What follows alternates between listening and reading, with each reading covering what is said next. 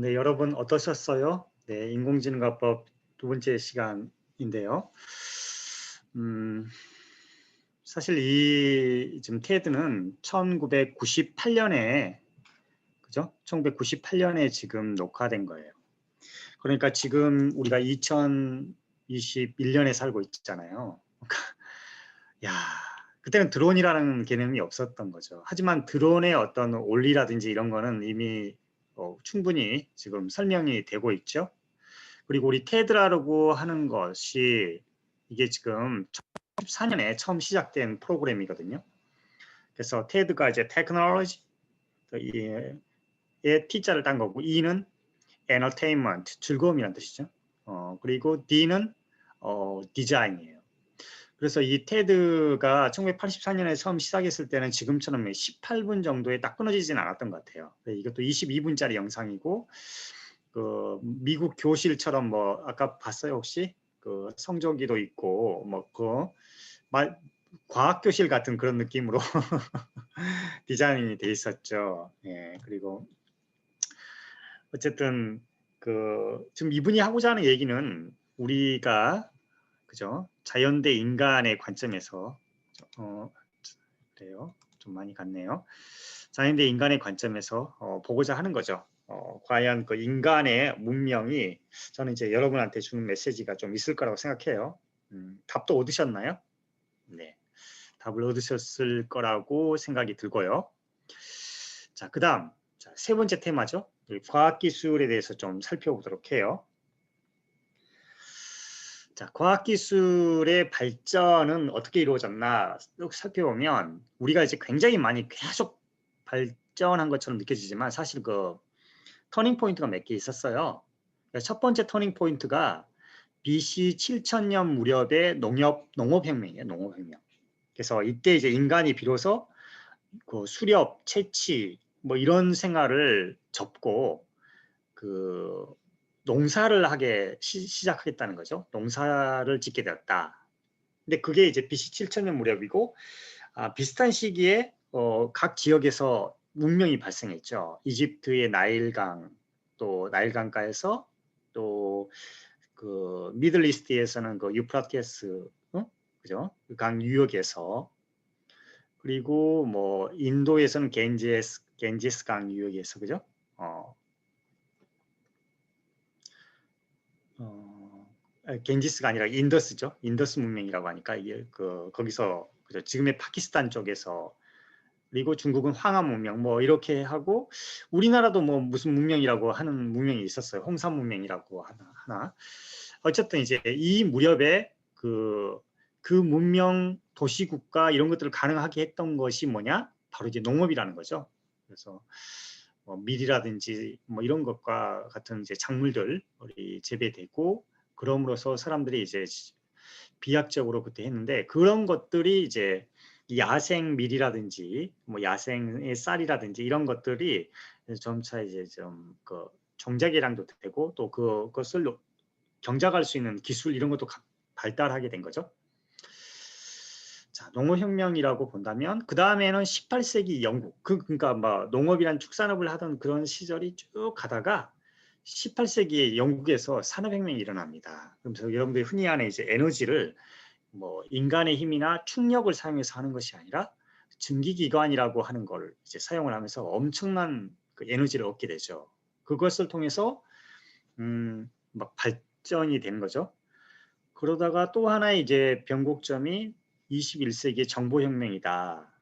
근데 21세기 정보혁명이 될 거라는 이야기는 재밌게도 그 1980년에 나온 엘빈 터플러라고 하는 미래학자가 쓴 제3의 물결이라고 하는 책이 있어요. The Third Wave라고 하는데요. 이 책에서 그 이야기가 나와요.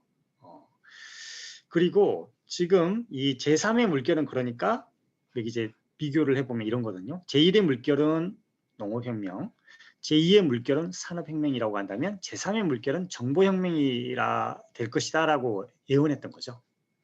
예측했다는 거고 엘빈 토플러가 예측한 것 중에 흥미로운 것도 많아요. 예를 들어서 그 당시에 1980년 무렵에 소련이 붕괴될 것이다. 붕괴됐죠. 그리고 사람들이 재택근무를 이제 하게 될 것이다. 굳이 회사에 안 가도 될 것이다. 지금 코로나로 우리가 지금 재택근무를 다 하고 있잖아요. 그죠? 그리고 또 하나가 이제 정보화 시대가 될 거다라고 이야기를 하는데요. 이 엘빈 토플러가 예언한 것이 상당히 맞아요. 1980년이면 아까 우리 봤던 테드 영상이 1998년인데도 지금하고는 상당히 다른 좀 느낌이 들지 않나요? 그래요. 뭐 어쨌든 80년에는 컴퓨터도 없던 시절이잖아요. 그죠? 우리가 PC라고 하는 그런 것도 없던 시절이고 그때 이제 정보화를 얘기했다는 건 굉장히 놀랍지 않나요? 자, 그리고 2016년에 이제 클라우스 시밥이라고 하는 분이 있죠. 클라우스 시밥이 The Fourth Industrial Revolution이라고 제4차 산업혁명이라는 그런 개념을 처음으로 이제 정립을 합니다. 이때가 이제 다보스 포럼 때에 이제 그런 이야기가 이루어진 거고요. 그러면서 이제 제4차 산업혁명은 그 정보와 기술 중에서도 데이터 처리, 즉 빅데이터라든지 또는 인공지능과 관련한 그런 과학기술로 도래될 그런 초연결 사회를 이야기하는 거예요. 우리가 지금 배우고 있는 과목이 바로 이 그 제4차 산업혁명하고 직결되는 과목이라고 할 수 있죠. 제4차 산업혁명은 이게 그림으로 그리면 이렇게 한번 나타낼 수 있을 거예요. 자, 1차 산업혁명에서 18세기가 이루어졌죠. 영국에서. 그때 무슨 기관 기반의 기계화 혁명이라고 제가 여러분 한번 맞춰볼 수 있어요?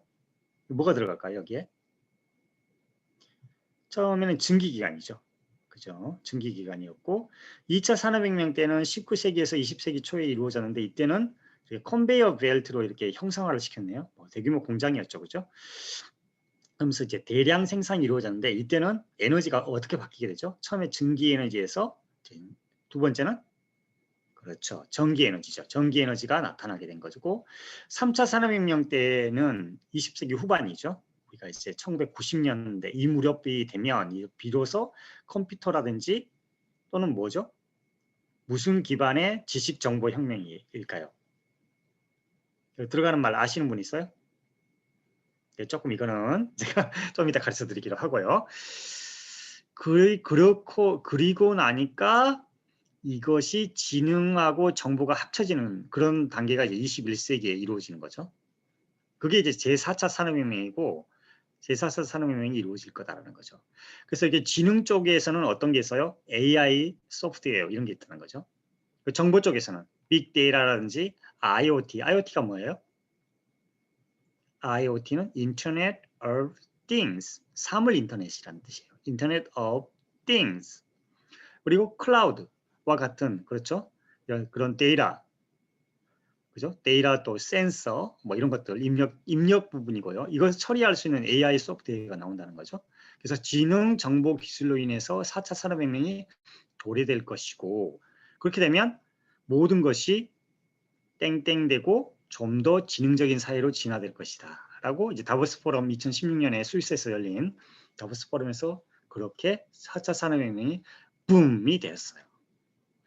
자, C와 D에 들어갈 말이 뭘까요?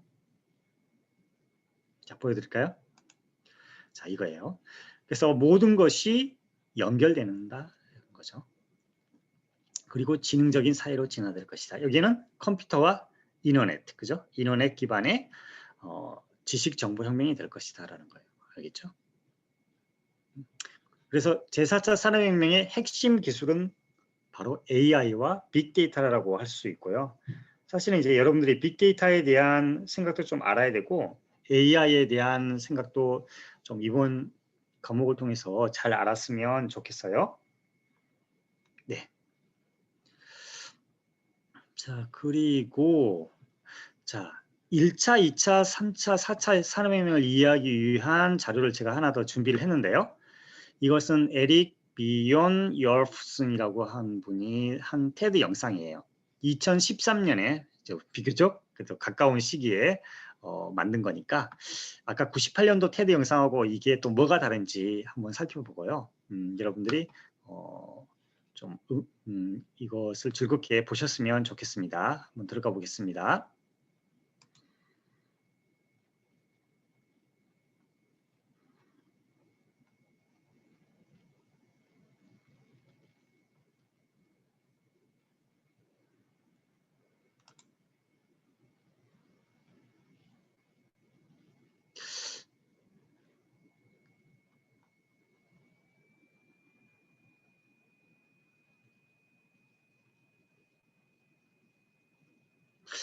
있을까?